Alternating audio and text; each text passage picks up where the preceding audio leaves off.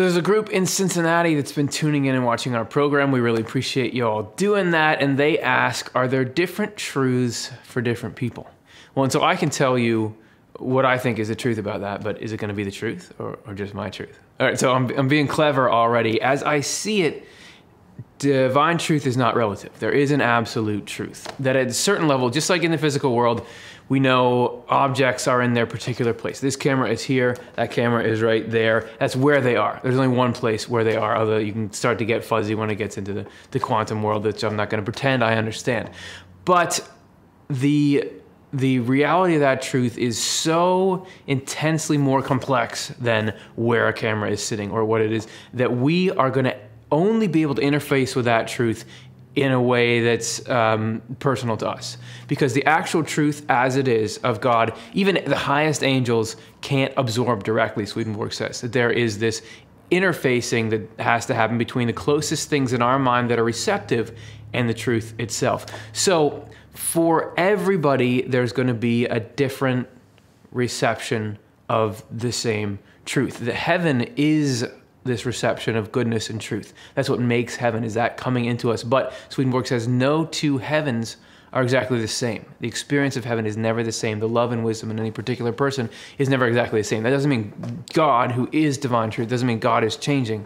But it means that we can each see a slightly different slice. Like we're all standing in a line, you just get a slightly different perspective depending on where you are. And Swedenborg says this applies to even, you think about the Bible. Swedenborg calls it the Word and says that in this document, it's like an index or a summary of divine truth. You can find it there, and you'd think, okay, this is going to lay it out. There's going to be one interpretation that's correct, but actually, there are many, many correct interpretations of the word, according to Swedenborg. First of all, he says there's multiple layers going on at the same time.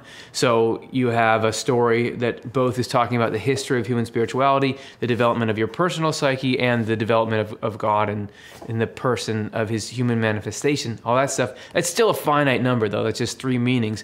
However, Swedenborg says that there's actually unlimited correct interpretations, and that it's actually in the word itself. So in the Garden of Eden story in Genesis, when everybody's kicked out, there's a cherub, that's guarding the garden, and he has a sword, a flaming sword that says was turning all ways, or however it's translated. So you picture somebody, is that really that intimidating? He says that is a symbol of how the ideas in the word can be used in any number of ways, provided they lead towards what is good or what is love, and that is all correct. So that guardian of the truth is written into the way it appears. Is this like there are a lot of ways to do things? My takeaway is you're always going to be surprised at the diversity of paths that are correct.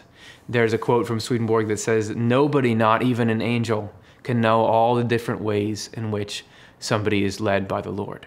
So while I do think there is one thing that's true, there are infinite ways to get there. And there's always a balance here between, well, what if my truth says I can steal your phone?